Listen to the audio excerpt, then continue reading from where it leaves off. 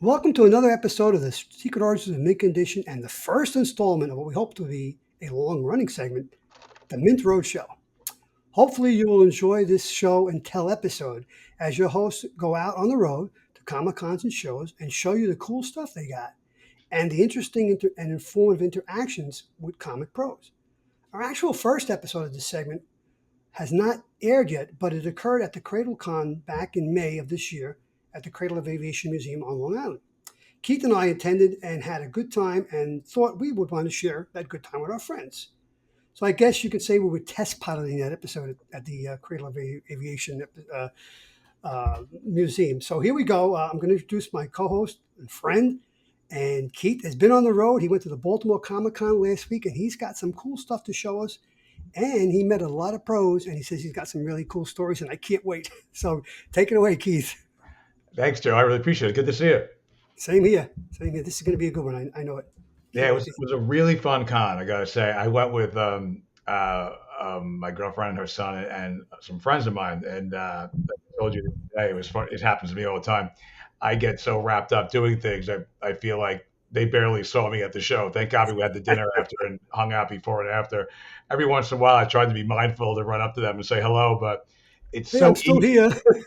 So easy to get wrapped up. Like we were there for 5 hours in the actual show. It just went by really quick. It's so, you know, I like to meet up with them, but then when you bump into this writer or artist, you're talking to this one, Hmm. or you find a good deal on books, you find like a great dollar bin that has some like really good stuff in there. You can't help yourself. It's like a great Christmas when you go to these things. I bet. Like a Uh, kid in a candy store, right? oh my God, yeah, God. I mean, especially when you're an adult because you have more resources. Yeah. uh, you can go a little crazier, but yeah, it was a blast. I had a really good time. So when I first got there, my goal was to really get some of those art prints, not original art, but these prints that the Hmm. artists make. They 11 by 17 colored, beautiful prints. They're either original art or covers from their comics or panels or whatnot. And a lot of creators, a lot of artists at these cons sell them. That was like my goal. And a few people in mind I really wanted to see and get stuff from. Unfortunately, Michael Cho is one of them, but he sold out of the Flash one I wanted. I wanted to get his Flash 800 cover, where it's like Mm. Jay, Barry, and Wally running. It's a beautiful cover. Seeing the Um, cover here. I really wanted to get that print, but he sold out, and he doesn't sell them online. But I did meet him; he was very nice. He had a lot of other wonderful pieces of art there, but I didn't get anything else because by that point, by the time I found him, I already bought a lot of art. um, but yeah, again, that was like my goal. So my main goal, I should say, was to get original art. So again, I couldn't find him, but the first person I did find, which um, I'm sure will be no surprise, was Scott Kollins, Mm. which I bought prints from him before in the past, which I've showed you. But he has some other ones there that were really good. Scott's a really nice guy. We were talking a lot about his first Flash run with Jeff Johns and he talked about how him and Jeff designed the cities of Keystone and Hmm. Central City. How they really went into it and kind of more for Jeff's part made Keystone very much like Detroit, Michigan, Mm.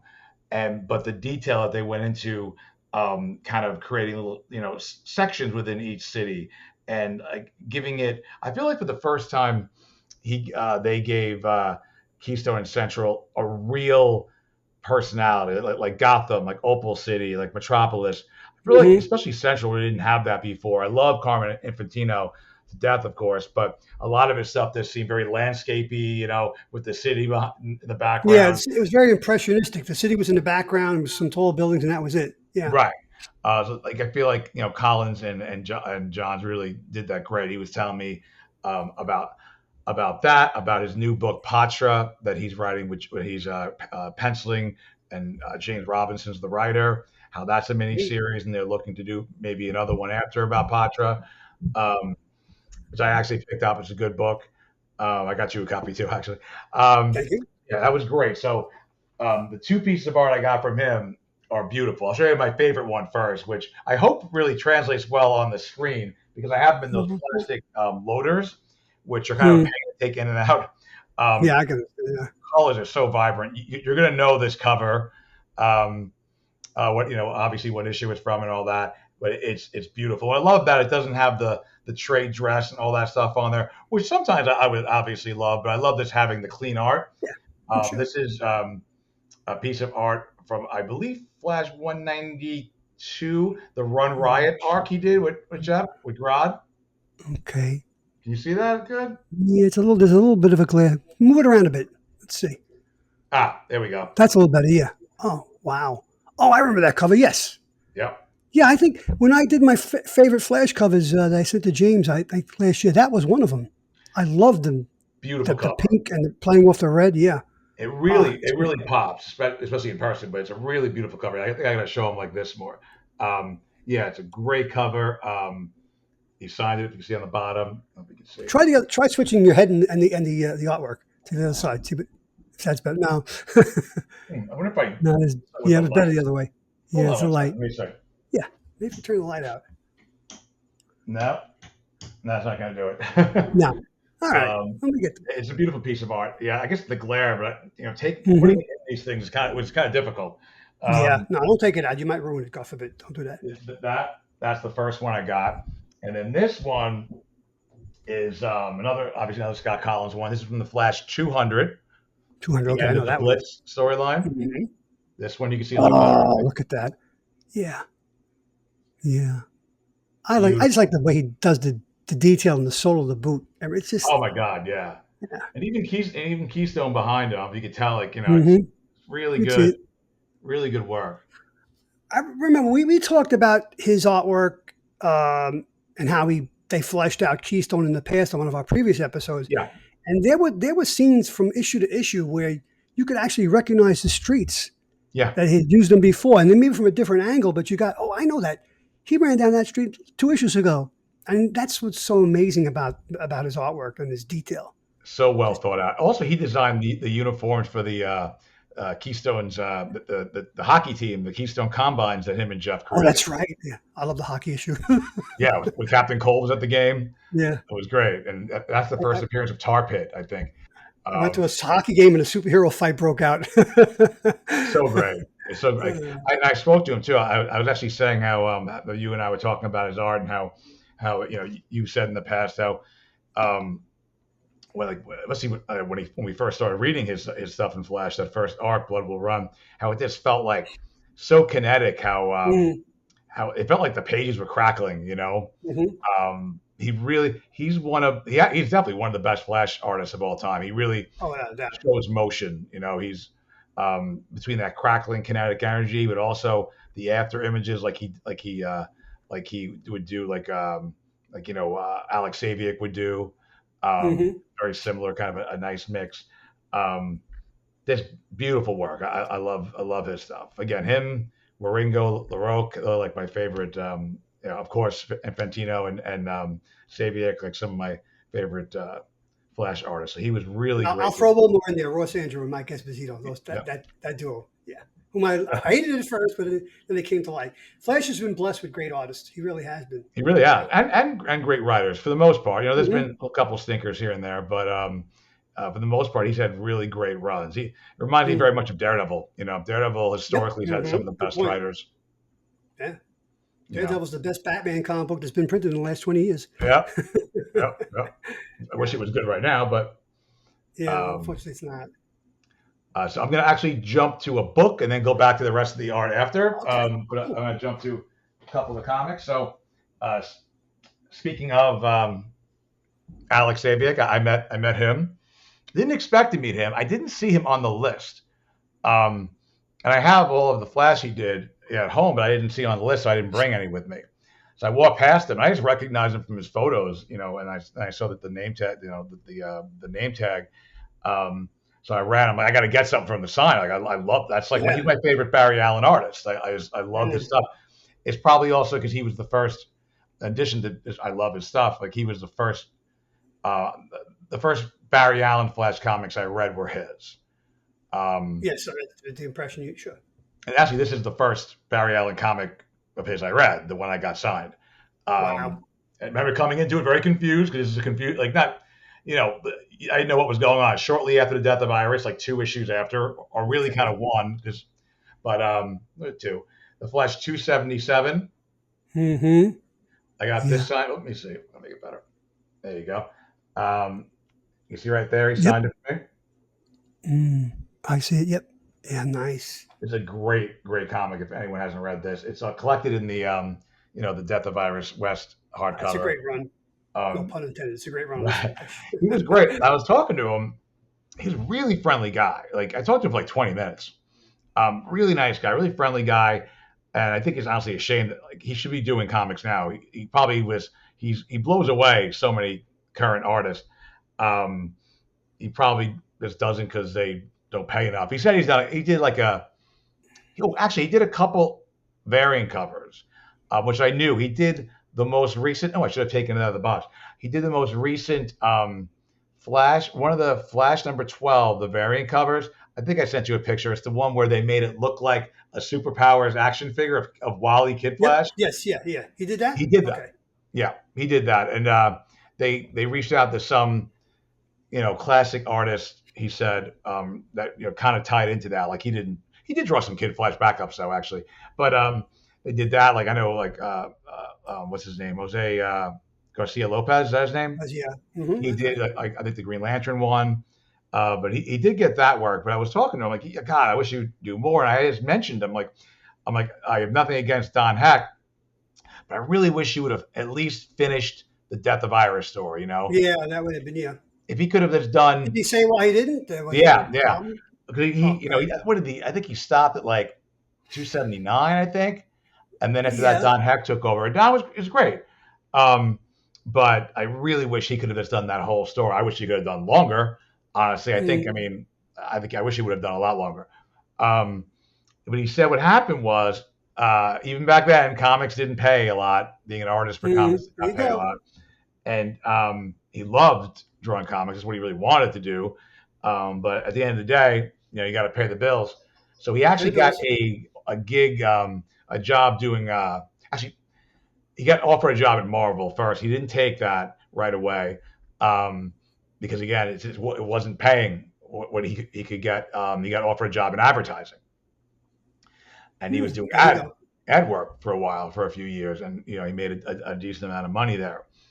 Um, then I guess he was able to find time, and he wanted to come back to comics and do some more work. And he tried getting back on the Flash actually, but He at did. that point, Don was still Infantino going. was back. Oh, okay. He was about to come back, but Don was still drawing it, and they said they really didn't have. And I get it. I mean, I wish he could have came back, but I get it, especially even though I didn't love all of Infantino's work when he came back, especially when he like was inking himself. I feel like Yeah, Infantino should never ink himself. Even back in the day when he was excellent, he always needed an inker. Yeah. totally some of Mhm. the issues, even when he came back, that he didn't ink are beautiful. Like I think Flash 325 or 326, it's such a difference. It just tightens his work so much. But I get why they didn't bring Alex back because they were bringing back the Barry Allen man, the freaking Carmen Yeah. Infantino, like that.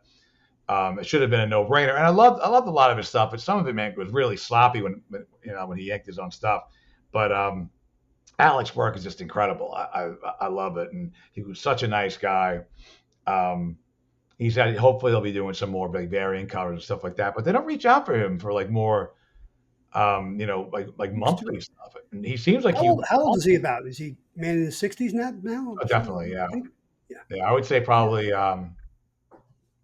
either mid, like probably late 60s, maybe early 70s. Right. Okay. Yeah. Um, but really, Older than me. again, nice guy. Um, just a really fun guy to talk to. And he had, it wasn't like a packed table, but he had pretty consistent. Whenever I'd walk by, he always had someone there, which made me happy. Um, you know, Baltimore is a good con because it's not insane like New York Comic Con. Even the biggest names like Jeff Loeb was there, and he had like a line, maybe a consistent line of about 10 people. You could get to him within like 15, 20 minutes to get something signed. That's not bad. Yeah. That's beyond reasonable. There's room to Hmm. walk. You're not like this the whole time. Um, you know, the I had no problem with waiting online for anyone. The only issue I had was Tony Harris was running a little bit late. So I walked back to his table a few times. He wasn't there, but that's not, that has nothing to do with the con itself. Yeah. Um, but yeah, that was really cool. Well, Um, I just want to mention about you before we leave Saviuk because I mean I remember he did a run on DC Comics Presents, right? yep. And didn't he do Didn't he that? launch it? No, that was launched by the first issue by Jose Garcia Lopez. Oh, you're right, right. Yeah, and then we had Dick Dillon, we had Kurt Swan, um, Schaffenberger did an issue with Wonder Woman. It's really strange. Um, and then he came in, and I'm pretty sure he did one of my favorite issues was Superman and Hawkman. The artwork is absolutely stunning on that one. And you say he went to look to work for Marvel. They didn't give him any work. I would like to see him kind of retirement today. And if they don't give him the Flash, I'd like to see him go to Marvel and do Spider Man. I think he'd be an Oh, excellent Spider Man artist, I right? think he would. I saw a sketch online once. If you, I googled his work once a while ago. I saw a cool like Spider-Man sketch that someone at a con posted. It was really nice. Yeah, I love, yeah, I love, like that's my, man. It's it's tough because like Barry Allen didn't really have a lot of runs until like the mid 200s. It was a lot of like single mm, issues or whatever. yeah. Um, Mostly single. Yeah, but Alex Saviuk and Carrie Bates, that's my Barry creative team. yeah. Well, a Um, lot of Barry's mine too. And I started with the old guy. I started with Infantino, and either Fox or Broom every other issue, or whoever was writing them. And I love those books. But yeah, I mean, Carrie Bates is to me he's the he's right up there with Mark Waid and Jeff Johns as a writer on the Flash. totally, totally. And you said he was really young, right? Because that Very young. he He started at DC in the late '60s. He wasn't much older than Jim Shooter. He was a teenager, about 18, 19. Yeah, Yeah, 'cause he he was just one of the did young like Turks. did he do like a Captain Atom miniseries like 10 years ago or 5 years ago or something? Yes, he did. I think he did. Did he do the death of Captain Atom when they, Something like one of those? Yeah, I think so. something Yeah. Captain. Yeah, and I loved his first series of Captain Atom. It was great. Oh, it was great. Yeah, good stuff. So the next one was funny. I was actually, you know what? Really quick, I already talked to you about Scott Collins, but he Hmm. also, even though I couldn't get this piece of art from Michael Cho, Scott did sign one of my Flash 800. That's the cover Oh, I no. wanted Michael Cho I wanted to buy the print of. You sent me one of those covers. I had that. Yeah, you Yeah, got me one of those. Yeah, yeah, I love this cover. Like it's got, that's great. Barry, Jay, Wally. It clean reminds me very Darwin Cookie. Yep, Darwin Cook or Samney or people like that. Totally, Very yeah, minimalist. totally, Yeah, yeah. right. Yeah. So I really wanted a print of this. Hopefully one day I'll get one. He doesn't sell them online. Like at least Scott Collins, he'll sell you some of his stuff on Instagram. He'll just ship it to Mhm. you. But Michael Cho won't. But I really want this. So God, I feel like if anyone's going to a show, I should tell my friend Mike's going to New York Comic Con. I should see if he can get me one of these. I know it's a pain in the butt though to pick these up at a con and walk around with it, like print Yeah, because they're because so they're big. big and yeah, yeah, Yeah, they I can get just hurt. I wish I could, but this is so Scott signed this for me. I have one of these signed by Mark Waid as well. I probably should have done Nice. like a jam cover and had them all sign one. I just Mm. didn't. Oh, I didn't think of that. Well, next Um, Baltimore Con. yeah, but so I did get that.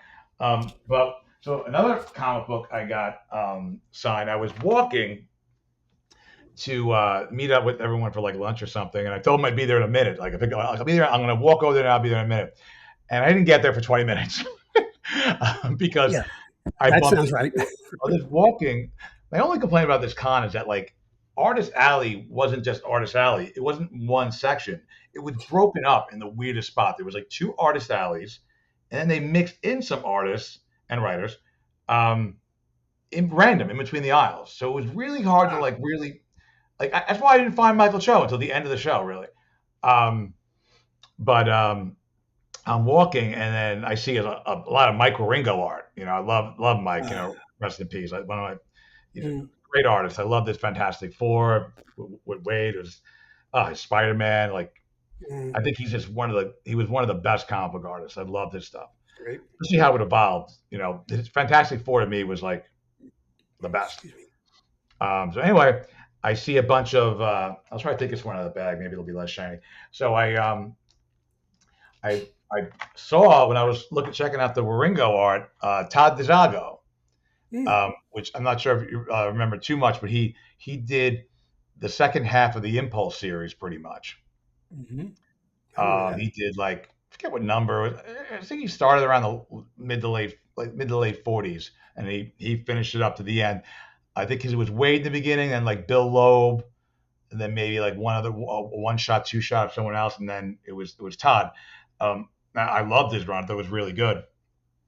Um, he did the whole like Mercury failing story, and when he introduced inertia and all that. That's right. Yeah. Um, and I would say my favorite. I'll tell you this. I even told him this. I'm like, I love Mark Waid, he's my favorite writer. And I love his Impulse run, but I will say, I think Todd wrote the best Impulse story, even better than Wade stuff. It's I think I've talked about it before on the podcast, maybe once or twice. Impulse Oh number my God. 50. Yep. I knew you were This is going there. when Yep. Impulse against Batman's wishes, he teams up with Batman against the Joker. Mm. It's this issue. I even told Todd this would have been a perfect issue episode of like Justice League Unlimited if Impulse was in it, or Mm. any kind of show like that. This reads very much like a TV show episode.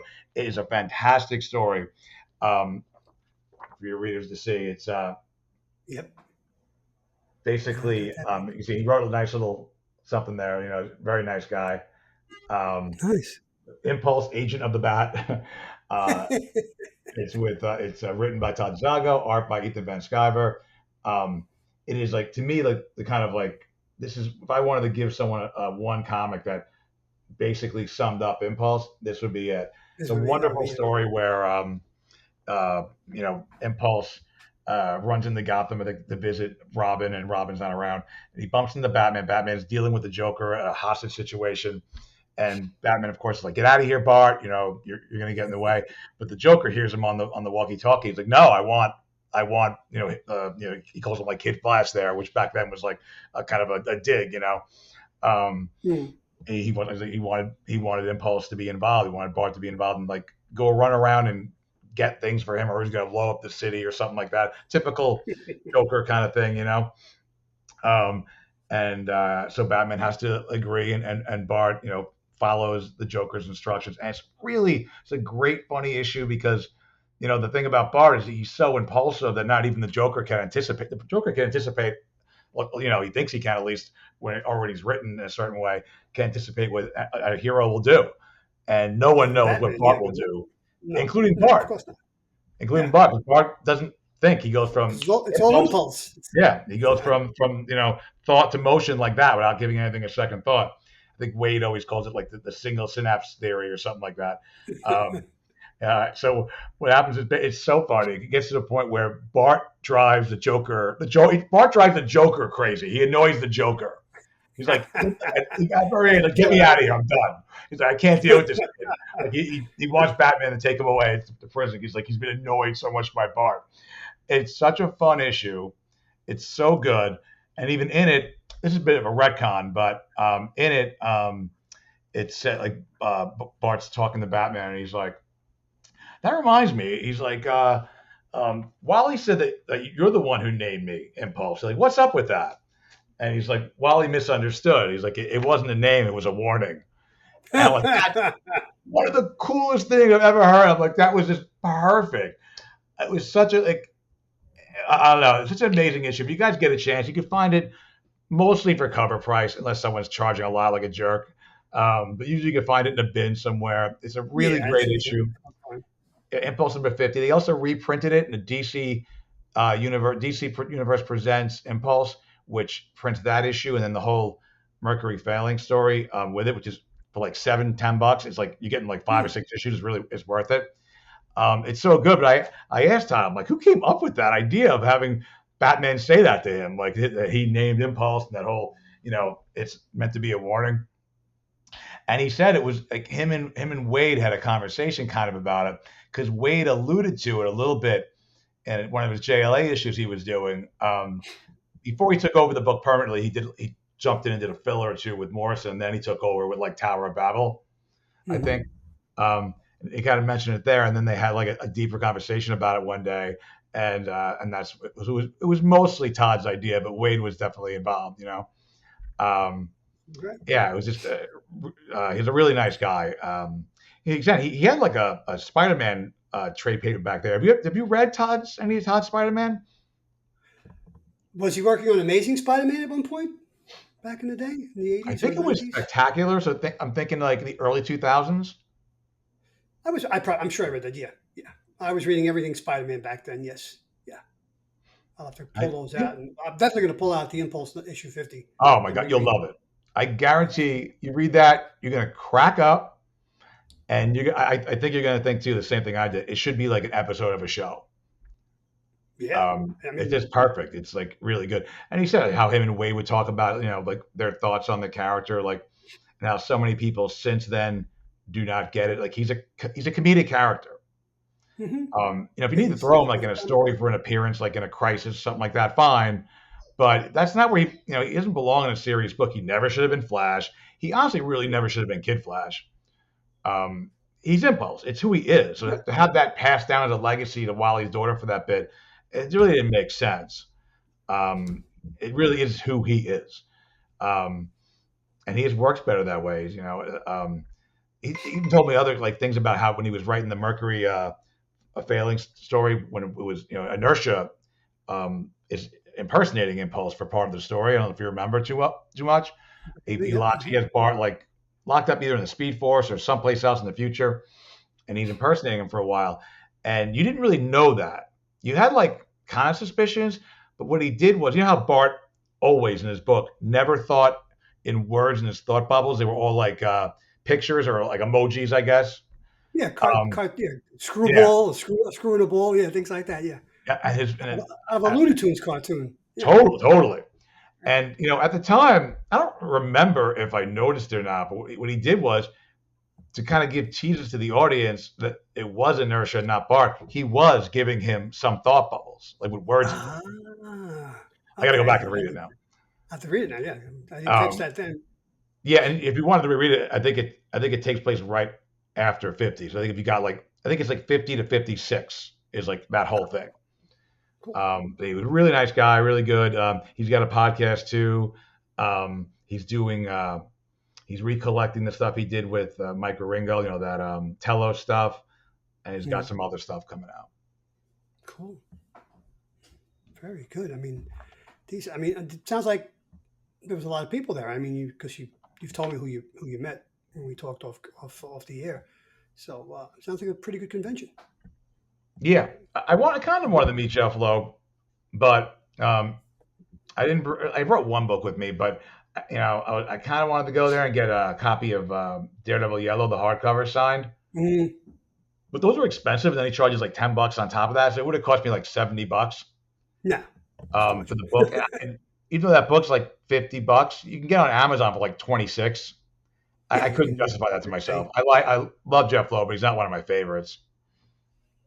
No, he's I've liked his stuff. Obviously the Long Halloween and Dark Victory. Um, he wrote Hush, right? Am I correct in that? Yes, Batman, yeah. yeah. Which every time I read it, I forget the ending because it's kind of convoluted. So The ending's yeah, forgettable. It's a fun story, but the ending kind of. yeah, it does it kind of out of left field, but still it's still enjoyable. Yeah, So all yeah. I right, mean, so who it's else? still a good, worth a read. I think it's a good entry level book for people too. It introduces like every Bat character pretty much. Oh yeah, and he's got Superman in it, Wonder Woman, and everybody. The whole DC universe is part of that Yeah, story. So yeah, and Jim he's Lee's he's art is worth the price of oh, admission. oh yeah, definitely. Yeah, My favorite thing he did though is probably Daredevil Yellow or Spider-Man Blue. those are great. I loved all those series. Yeah, They sell yeah. those in those. That Daredevil Born Again Treasury Edition thing or whatever the Gallery Edition book you got. Hmm. They collect those and those as well now. Really? Oh, I'm looking to that. Yeah, I Yeah, have two of those guys. I have the Warlord Jim Starlin Gallery edition, and I've got the Miller and Mazzucchelli Born Again Gallery edition. That's gorgeous. Those books are gorgeous. I'm gonna get that one. I want to get Yellow first though, but yeah. I mean, the Spider-Man All one I right. might get one day too because Amazon's got them so cheap, like $26. I mean, what do you? Yeah, why It's like not? half Yeah. price. Um, So who else did you run into over there? well, what else did I run into? Oh man. Okay, so I met Dan Jurgens. Yeah, it's Um, one of my favorites. I love Dan that was Jurgens. great. That was really great. We talked. There was me and some guy in front of me. Actually, it was great. This guy in front of me um, brought to get signed a copy of his Death of Superman trade paperback. Oh, okay. Um, and you could tell it was great because like this guy was like probably like I don't know 10 years younger than me or something, maybe around the same age. I don't know. And he said like that was the first comic he ever read. Like literally that trade Wow. paperback was the first. Like it's like uncle bought it for him or something. And it's like his favorite story. So you could tell it was like you could tell like a 10-year-old or whatever had it at one point because it was like Hmm. tattered. But he still wanted to get it well, signed. And well Dan, loved. he's like, oh, I love this. He's like, this is what I want to see. He's like, I love seeing someone like who you could tell this book was loved. That it might have been like Yeah. passed around between like brothers and our fathers and sons and our friends. That that this book was loved and read and reread. He's like, I love signing these. I'll sign these all day long. Um, which was funny because you could also see people online where they were just bringing like their pristine stuff that probably wanted to resell on eBay or something. Yeah, exactly. Yeah. If someone came with a lot of stuff and they weren't getting any of it personalized, just a signature, you're like, yeah, you're going to be selling this stuff on eBay. Um, Did you talk to him about any upcoming projects? Does he have anything in the hopper at DC, or is he? yeah, he didn't say he had anything else. He was just more talking Yeah. about like his Superman run, his Booster Gold. Ah. Um, and I told him like it's a great character that is, and like how excited we are. We're hoping that they'll do the show justice. Hmm. Um, he talked about revisiting the character later with Jeff Johns, and then himself after when Jeff left, how he continued the book. It was a great book. Hmm. Um, yeah, and he appreciates all the love people have for that character. Um, yeah, he was really nice. His wife was really nice. She was really helpful. Like a lot of these, creators like bring their wives or girlfriends to the convention. They kind of help. Tony Okay. Harris's wife or girlfriend did too. Like they kind of ask you like which piece of what print you want and if you want to personalize, and they kind of pass along like a note or whatever. They're Hmm. all very friendly. Jurgens and his wife was very friendly. Like they weren't rushing anyone away. He had a nice long, like for that convention, a consistently decent line. You could tell he was doing a lot of business. Like he's like he's like one of the biggest Superman artists and writers of all time. Well, I mean, you know how I feel about him. We've talked about this before. Of all the creators in the 86-year history of Superman, I think he's the best. I love what Byrne did, with Man of Steel in his 2 years on Superman. And then he left, summarily he left. And there was, thank God, Jurgens and Ordway were there to pick up the pieces. And then the next 8 years of Superman, right, to about the year 2000 or so, were the best Superman stories ever. And I think Dan Jurgens, is probably the best Superman creative of all time, as an artist and as a writer. So I just love his work. I really do. Yeah, Makes me happy. I basically told them that that I had a friend that was like a huge fan of his work. I'm like, I'm pretty sure you're either his favorite creator or like up there with Kurt Swan. I couldn't remember exactly. He's like, well, that's high praise. So thank you. Oh yeah, because Kurt Swan was the guy. When I was a kid, that was the man. So if anybody can draw me a Superman story, and Kurt could come back from the dead and draw, yeah, Kurt. But Dan is still with us, and DC's got to give him more. How about a book written by Dan Jurgens, breakdowns by Dan Jurgens, and finishes by Jerry Ordway, a Oh Superman my book, God, yeah, an ongoing Superman book? Oh, that would be fantastic. my God, I would love to meet Ordway. I Good would stuff love to too. meet him. Maybe one day I'll get the opportunity to meet him. I would love to get like some of his Power Shazam signed and just to meet him. Oh, I have the hardcover Power Shazam. That's one of the most gorgeous comic books ever produced. Oh, What a gorgeous book that is. wonderful! Such a Beautiful book. yeah, great artist. I loved a lot of his JSA stuff he did. Hmm. Infinity Inc. back in the day. Yes, that's right. I Um, forgot Infinity. Yeah, yeah. yeah, no, no. I mean, He worked on All Star Squadron, right? He started yep. out inking. Why can't I think of the original writer? Gonzalez, Adrian Gonzalez, was it? Was he the original artist on working with Roy Thomas on Oh, I All Star? And forgot. then he had like a year's run of just penciling and inking the book. Jerry Ordway, some of the greatest stuff. Yeah. Who drew? I love the Young All Stars. Who drew that? Wow, yeah. I think he was somebody new at the time. I do not remember the person's name. No, I don't remember. I haven't seen that. I haven't even looked at that book in years. It didn't last too long, right? Maybe a couple of years. Young All No. Stars. Uh, That came after the Crisis on Infinite Earth, right? Where they had to fill in the gap.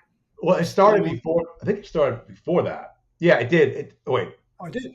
no, I could be wrong. I could be wrong. Actually, I was thinking of something else. I was thinking. I remember seeing a Millennium banner on top of the book, but that was after Crisis, obviously. Yeah, that's Yeah, it nine, might have been after because they were 1986. trying to Yeah. explain, like Iron Monroe was like the Superman of that. Like Right. they Yeah. filled in the blanks. I love that book. And it was It was one a of good those book. prestige format books, Yes, it was. Yeah. like Hmm. Legion was. Legion and Legion of Superheroes. So then also, so then I finally was able to when Tony Harris decided to show up. I I went back to his table. I met him. I've met him twice before actually, but last year he didn't have a. Last year I wasn't prepared for like the prints as much. So I spent a lot of money before I even discovered them. I spent money on books. I think I bought one print from him last year of Jack Knight Starman looking up the sky with his baby Kyle on his shoulders, looking up at the Great Machine from Hmm. the Ex Machina comic because he drew both. Right. I couldn't Hmm. turn that. I couldn't. I had to get that. That's something you're not going to find anywhere. But this time I was prepared. He was one of my top guys to go to. So I got two prints from him. Um, one is actually the cover to one of the hardcover omnibuses that they put out back in like 2008, 9, 10, around that time. They Hmm. did like 6 omnibuses, hardcovers, like collecting the series, which are amazing. They're probably the most comprehensive that I know of, at least, collected editions ever because they collect every comic, including the letters column, the Shade Hmm. Journal. They have like little like notes and like um, write ups between certain issues that James did just for these collected editions. Um, it collects like everything. It collects even the Blackest Night issue. The only thing I don't think it collects is because it came out after was the 12 issue Shade Mini. It does collect the 4 issue one. But anyway, Okay. this is the cover. I think this is the cover to the third one. I'm pretty sure, but this is a beautiful one. And it goes a long way on this one, doesn't it? You can see this. Hmm. How's that look? Can you Okay. see it? Yeah, pretty good. Yeah. Oh yeah. See the shade. See a shade. You got Very nice. Batman, Jack. It's just a beautiful, beautiful. Oh, that's better, right? Right. Wait, yeah. Yeah. Yeah. Oh Such. yeah. And you can see Starman. Yeah. You can see Jack there. Yeah. Right in the middle. Yeah. Cool. Yeah. Next time, I think I will do the episode before I put him in these things. Yeah. It's such a pain to get him out. Like I needed help. Like it was ridiculous. Yeah. So I got this. You know, he signed it, and it's just a wonderful piece of art. One day I'll be able to put these up somewhere. I don't really have the space for it now, but and this one I jumped on because you know I you know I've read every Starman issue. You know, get every collected edition. I even recently bought those compendiums. Um, I never saw this art anywhere. And like interesting fun fact about this, I said to him like, "Is this new?" He's like, "No, it's not new." He's like, "Actually, this is a 4 character um, piece of art." And he said originally what it was in the 90s when Starman was like maybe it was never like a huge hit, but it was always a cult cool hit, you know? Hmm. It was maybe like a level of that where it got really cool. Um, and one of the conventions he did, they asked him to do, you know how like New York Comic Con now will have like a Walking Dead badge, like the badge you get has like a Walking Dead image on there, Hmm. or if it's the New 52, maybe they had that image on there. Starman was actually the image for the badges for the not for the attendees, but for the vendors. Wow. So depending what you were, you got a different one. Like maybe you were Jack, maybe you were a vendor, and maybe if you were an artist, you got maybe the shade or whatever. Like it was broken up. I forgot what he said. So I've never seen this. I think it was so cool. I hope it looks good on this. But so you got Ted Knight on Hmm. here, and then you have Jack, David, and the Shade. Oh, it's David. Okay. Yeah. All right. Is that Wow. a little better? And these were put on badges, huh? Yeah. So each one was a Cool. badge. Try to find. You should go on eBay and see if you can find the badges. Right. Well, how's that? That looks Somebody good, right? must know. Yeah, That that's looks pretty good. better. That's better. Yeah, yeah, yeah. Oh, we should do this from the beginning. Tilt them upward. Okay. Totally. I'm going to do that, actually. I'm going to do that. But yeah, so I saw this. It looked like a movie, like something from a movie, right? He Mm-hmm. draws them all like, I feel like actors from like the 60s and 50s. And Yeah, he, that you're right. Yeah. Well, I think that book had that feel. It had that feel to it. It's timeless, and yet it was set in like I guess the 40s or 50s. Very film noir. That comic book was. So yeah, go back and show the other one I'm like gonna, that. yeah, that's a good idea. No, Yeah, I'm gonna do all of them. All right, so yeah.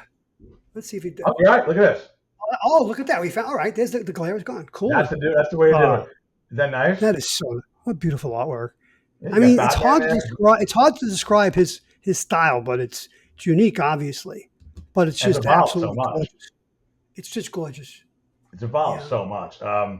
So yeah, you got Batman because that's when Batman teamed up with Alan Scott and Jack to go into the swamp and the save the good version of Solomon Grundy.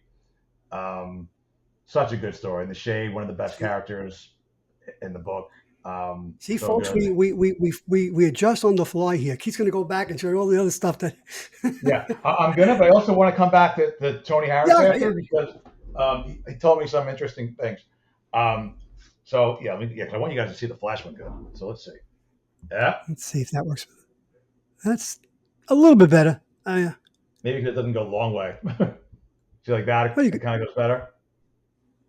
yeah, I mean, you can see the Flash. Yeah, you can definitely see his yellow boots. Okay, cool. Yeah, there you go. It looks in person. Honestly, in person, it's amazing. It's my favorite one. That's one of my that's one of my favorite covers. I love that cover. My favorite Flash covers of all. Oh, that's yeah. There you go. That's better. Yeah, much better, right? Now you were talking about the kinetic. You can just see. You can actually hear that. You can hear the lightning crackling behind him. It's just amazing the way he drew that And it's character. funny because a lot of other artists over the years really try to capture that, and I, in my opinion, go too nuts with the lightning, too nuts because it's not Yeah, about having a lot of lightning. It's something else he does that just makes it really, really a pop. Like I really can't, I can't explain. I want to show the one cover too again. Like maybe that looks better like that. tilt it a little bit more. See what happens. Yeah, yeah. Oh, there you go. Yeah, it's better. Oh yeah, definitely. Yep. Yeah, that was the first Barry comic I got. And literally, I open it up, and he's like, I'm a kid, and he's fighting the Justice League. He's going nuts, like fighting them. It's because when Iris died, he was drugged before that. He found out later it was Thawne that was involved. They gave him angel dust to drug him so they can kill Iris and the whole Mm-hmm. thing. And he was still hopped up on drugs, and he was traumatized after Iris dies. He's fighting the Justice League. And as a kid, I was like, oh my God, it's amazing. Yeah. But go back to Tony Harris. So we're talking again. His work is so good. We're talking for a while with me, him, some other guy talking for a bit, and his wife. Very friendly guy, and he looks like he's a character. You know what I mean? He looks like a biker. He's very just like that kind of guy. He's very much like I'm gonna say like Linda's brothers. I mean, like Oh, Al. okay. Yeah. Yeah, one of those kind of Yeah. guys. Yeah. Not that, Look, yeah. not that anyone in the audience will know that, but very much like that kind of guy. But like them, very sweet people. By character. Anyway, we're talking about a lot of things actually, but the thing that I found, we both know that him and James Robinson are coming back for their Black Label Starman book. Hmm. That was announced at San Diego Comic Con.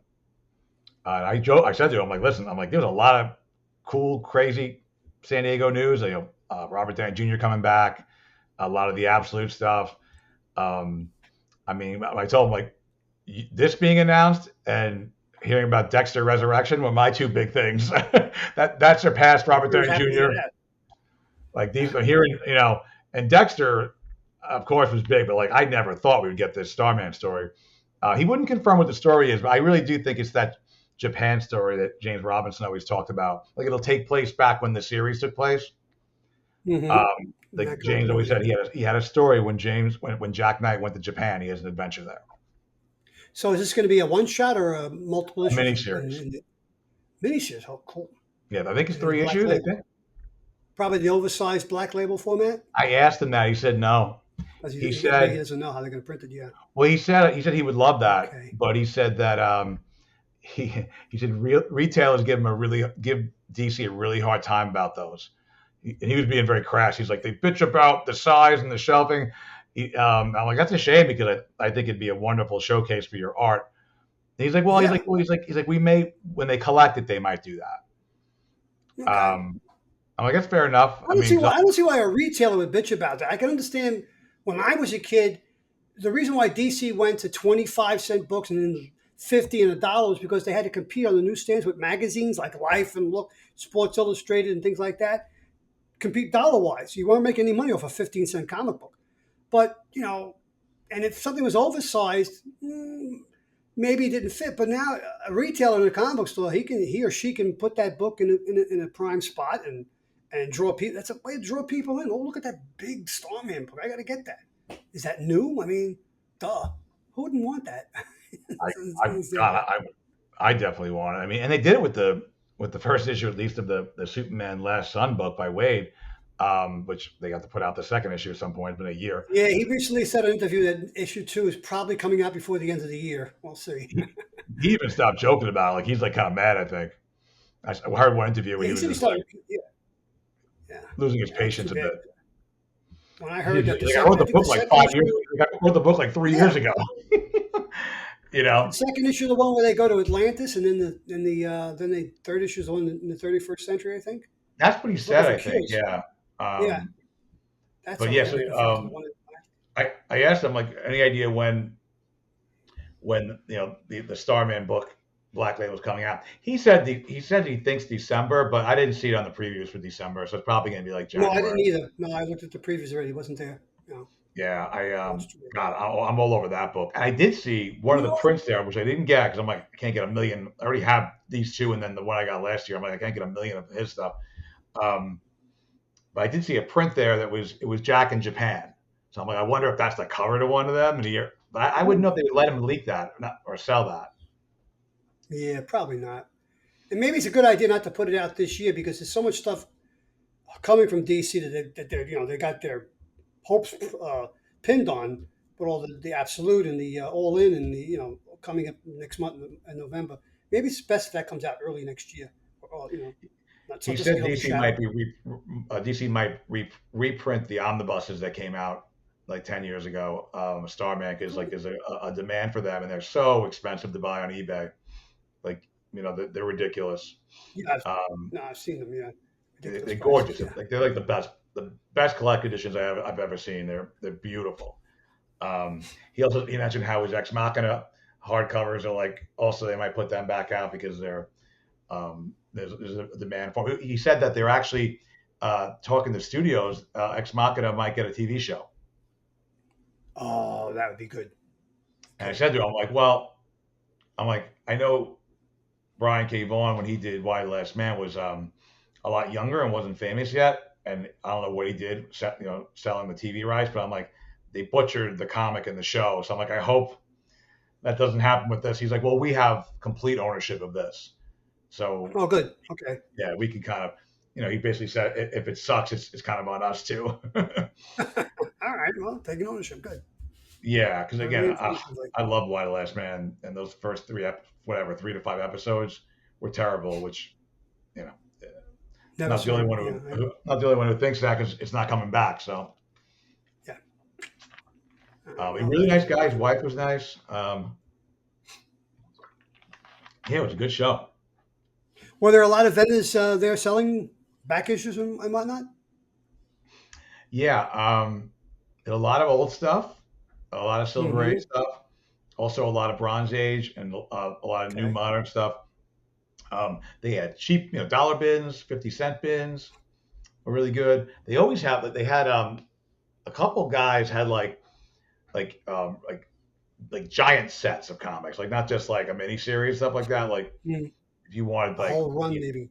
the whole run of 52, you know what I mean? Which is like, if you don't have that, that's great. I mean, it wasn't cheap, it wasn't terrible either. Usually you find that on eBay a lot cheaper. But it was still like, one-stop shop if you want to grab it. It had a ton of stuff like that, like the entire Scott Snyder Swamp Thing or Jeff Lemire Animal Man, or mostly newer stuff, but still pretty cool. Um, a lot of like $5 trade paperback and $5 hardcover vendors. Hmm. Um, stuff. Oh, they had like weapons. They always have weapons in some of these things. My friend's 14-year-old son bought a sword, a sword, Joe. Like you could go in the battle with it. Or And a I real, was not a plastic, a real sword. a real Okay. sword. I said Oh, to him, jeez. he was with me for a bit, and he was looking at him. He's like, "Oh, I'm getting one of these." I'm like, "Talk to your mother because Is I'm that the not going kid to who be the has one." two brothers? Is that the kid who has Yes. two brothers? Yep. Uh-oh. I don't want to be in that house. Yeah. And I'm Oh, like, "Talk to your mom. I'm not going to be the one who was like, who okayed you yeah, no. getting a giant sword." A giant sword. No, you got to They talk to your wrapped it mom up in about that. plastic and everything like that. Um, it was very funny. Hope he doesn't take it to school. Yeah, I don't think they'll let him, but it was funny. I'm like, really? And then later, much to my surprise, his mom's like, "Oh, that's fine." I'm like, okay. Oh, okay. All right. Well, yeah. Again, he's older. He's not going to, but still, I mean, it's a weapon. It's also Yeah, so I big, mean, though. Like, where could you bring it? when I used to go to conventions back in the '70s, weapons, I guess, well, the Star Trek convention, you would find a phaser pistol, right? And maybe a DC con or a regular con, you'd find a plastic Green Lantern ring or a Legion flight ring. It wasn't much in the way of weapons back then. No, it's completely different now. They That's also pretty had awesome. original, like, like maybe they weren't comic book artists, but doing comic book art, which I thought was pretty fun. Like, you know what? I have some of the stuff I got last year. Let me grab it quick. I want to show you the Yeah, audience and you. I think I might have shown you. Let me show the audience some stuff I got last year. sure. Okay. Well, Keith looks for his stuff. Hope you guys are enjoying this. What Um, was that? I'm talking to the audience right now. So Oh, you look that's at all your right. stuff. Anyway, So, so yeah, I went to the same con last year, and this is all from there. And since we're on the topic anyway, I just um, one thing I can't show you right now. okay. One thing I got that was Really show. not like a comic book artist is a woman there who does really good work. Um, very different from I think pretty different from traditional maybe comic book stuff, but it's I think I get a kick out of it. It's a bit of a company mashup between DC and Marvel. Oh, at least the Oh, MCU and the movies. Um, I'll show it to you. I'll read it to you after I show it to you if you can't read the words and everything. But it's a wanted poster for Barry Allen, hmm. uh, and behind him you'll see different Flash variants. Oh, interesting. There's wanted Barry Allen, and way at the bottom you see missed minutes from the Loki show, and it says for crimes against the sacred timeline. Well, I was going to say, why is Barry Allen wanted? But yes, Barry's mucked with the timeline way too many Right, times. right. Is this backwards tilt, to you tilt or that something? tilt that a little forward again. Yeah, that's better. Oh, that's much better. Yeah, Is the nice. wording backwards? No, no, it's not backwards. No, Okay. no. So, Maybe it's on my end. And you see, even up top to the top left, there's a Wally from the JLU show, oh yeah. and all different like ones from like video games or whatever. And you got little missed minutes there, which I think is hilarious. Um, that was a total impulse buy because I was like, "That's funny. That's it's like a funny piece of art. Um, Something you can't you're not going to get anywhere. Um, and also I'll show you that other Tony Harris one I got last year. This is one I told you it's a mashup between both books that Tony illustrated, Starman and Ex Machina. Ex Machina, Basically, yeah. it's Jack Knight from Starman holding his little son Kyle on his shoulders, looking up in the sky, kind of like looking. You would think it like a Superman character, but it's the Great Machine, Mitchell 100 from Ex Machina. And I think it's like a unique, cool cover. Let me just get it right in the angle there. Mm-hmm. Hmm. Yes. Very nice. Wow. That's good, right? Yep. Yeah. Now, are these hand drawn or are these painted by Tony Harris? Do you know? These are hand drawn. Okay. Even Yeah. more remarkable, actually. And the art here feels more like his work's evolved. It's very much more like his Ex Machina work. Hmm. Earlier stuff definitely had more of like a grit to it. Yeah. It's kind of Um, it's but, I mean, I love unfinished all look of to it his times. stuff. Yeah. This is something I'll show you. I got last year. I don't have a top loader that fits it. The side's like an odd size, but at least it's not in one, so hopefully it won't be glare. But this one you should see, and the audience I think will love this. This is last year I met Kevin McGuire, Mm. um, and I bought this beautiful Justice League International kind of like panorama. Look at this. Oh, that's cool. Is that the coolest thing you've ever seen? Wow, that's everybody. Look at that. Everyone. Wow. Look at Lobo right there in the middle. Lobo standing next to Power Girl naturally. Of course. Yeah. Animal Man, Suicide Animal Man, Squad. yeah. Like Wow. I think it's everyone like in the first like 24 issues of the book or something like that. Ralph and Yeah. Stu. The master of facial expressions. Wow. Oh my God, yeah, yeah. I mean, this He's guy one of the is best. just That's the best. incredible, That is incredible beautiful. work. Yep. Guy Who's that Gardner being standing? nice.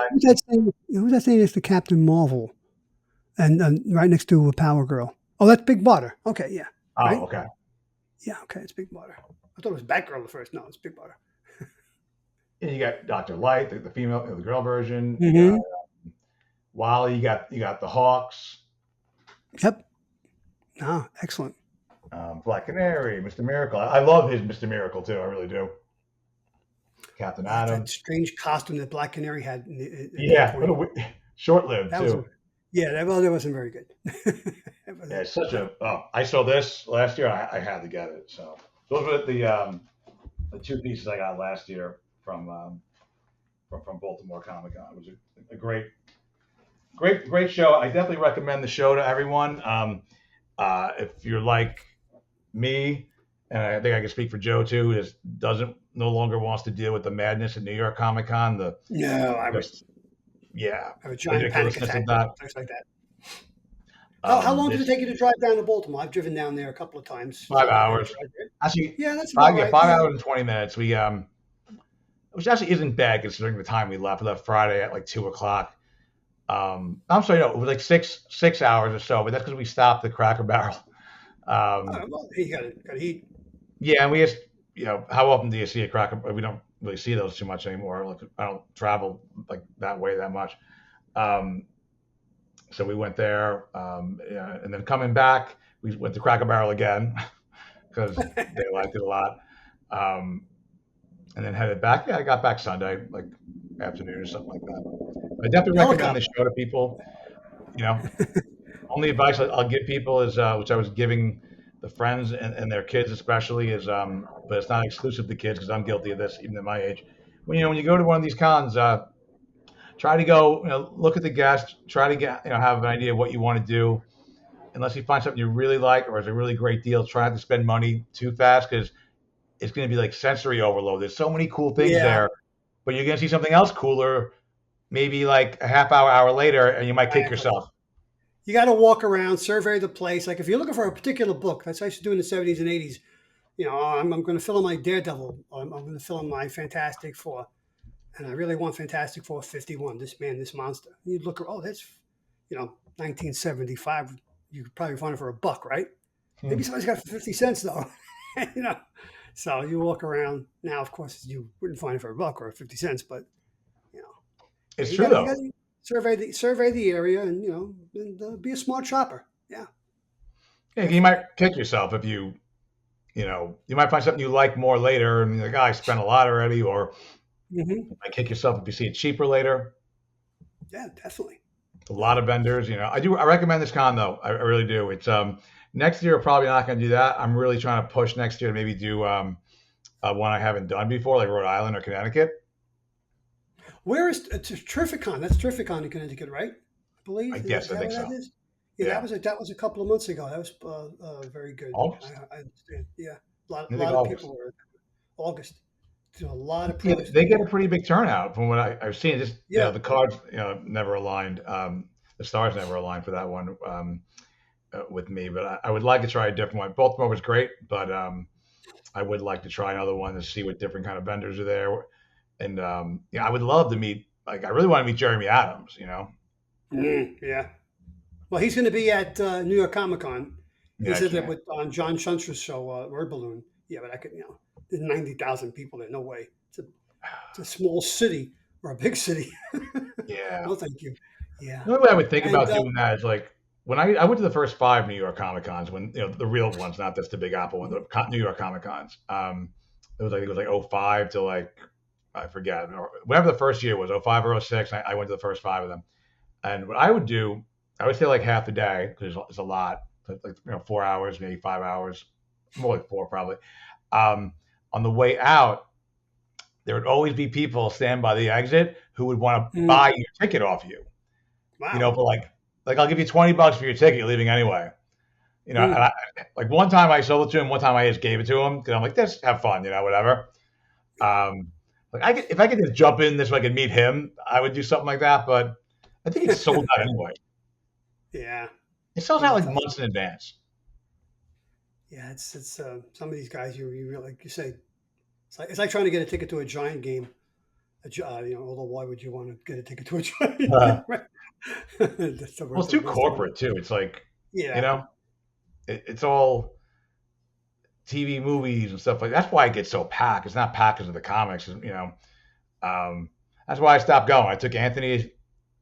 I was the first 3 myself. I took Anthony the last 2, and then I was done. It was just I'd rather go to Baltimore, or I'd rather go to little ones on Long Island that you and I go to, Cradle Con, or the Yeah. other ones even. Let's tell our folks about our fans about that. We've been to the Melville Con, right, which is once a month, usually the third Sunday of a month. Yes. And yeah, it's a nice little comic show. It's mostly comics, but there are toys there and some other things. But I found it. I've been there a couple of times now and found a lot of westerns and a lot of war books and stuff that I'm collecting right now. So yeah, we'll be reporting from that. We're going to be doing that probably next month, one of those, right? Yep. Yeah. So we'll do a little report on that. But yeah, wherever you live, there's probably shows like this that where you can go to a Legion Hall, American Legion Hall, something like that, and there's 25 or 30 vendors, and you'd be surprised what's there and what you can find. So wherever you live, look them up. Just go to Google, put a comic shows search, and I'm sure something's going to come up that you might want to attend. And they're very cheap, right? It's like $5 to get in, and incredible deals there. And one of our former Mint and customers, Eric Walker, is a vendor at That's both of right. those. That's correct. Yes. Yeah. Yeah. So He's we'll always do a got good little. stuff too. He's got a Yeah. nice setup when he goes there. Go see Eric Walker. If you don't know, ask for Eric Walker, and you'll Yeah, see him. he's You'll great. find you'll like. He's a Great he's a guy. prince. He's a great guy. He's got good Um, stuff. We love Eric. there's also CradleCon, which we go to if you're in the New York area. Mhm. If that's where's that, Joe? At the The Cradle of Aviation Museum, adjacent to Nassau Community College, in Nassau County, of course. But it's a great museum. I mean, the entire museum wasn't open the day we went because they had some sections closed off. But I tooled around, got some photos. I think James, well, I guess he'll post them when that episode drops. But I met R2D2, and remember the guy who was walking around dressed as the Emperor? yes, Palpatine, yes. and he was accompanied by his music.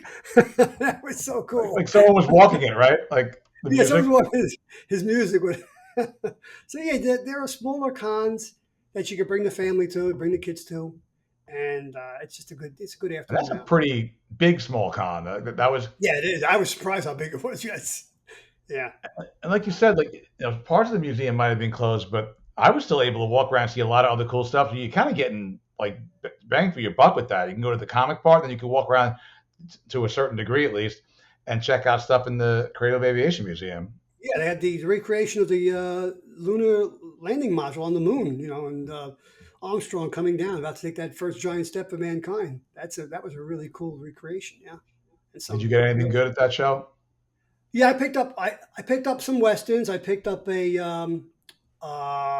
that's where I really started getting into the war comics. I picked up a nice little run of Star Spangled comics featuring the Unknown Soldier. So and I've told you about that. It's a great series.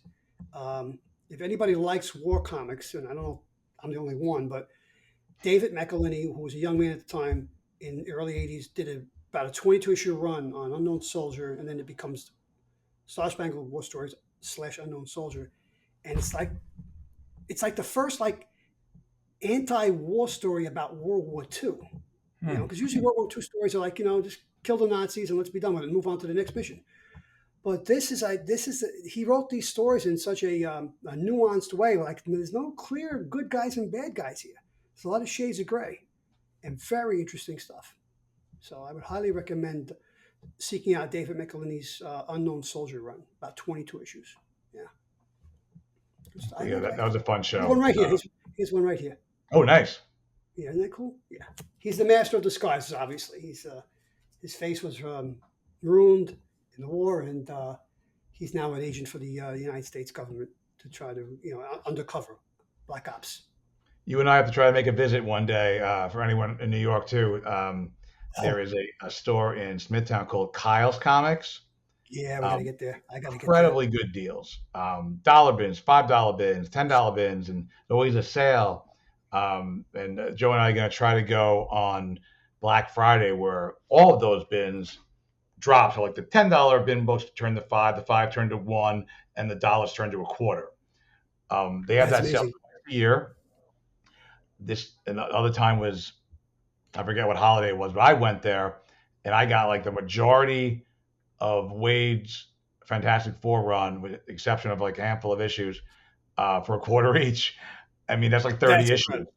And they're all near mint. I mean, some of them are beat up. You got to look through them. But if they're bagged and boarded, they're just bagged, they're probably good. It's a great little store. It's like the basement of another building. And really nice guy. He's an incredible deal. So that's something I recommend too on Long Island. It's not a con, but it's a kind of a tip if you're looking for stuff and you want to get stuff cheap. Yeah, it sounds like an old time comic book shop. Does he have a lot of war books? Yeah, war, crime. Wall books. Wall books on the wall. Oh, wall books. I'm sorry. He has books on the walls. Those are all different prices. He does have those, and some of those are expensive. But yeah, it's more about the regular inventory. He has a lot of cheaper ones, but he does have. That's what I'm looking for. You want to scroll through the box. You want to dig through the boxes, right? That's part of the fun. I told you, I went there a while ago. He doesn't have any trade paperbacks anymore because he got cleaned out. But he buys collections constantly, so I'm sure that'll fill up again. But I went there in the summer, and he had that time of that sale.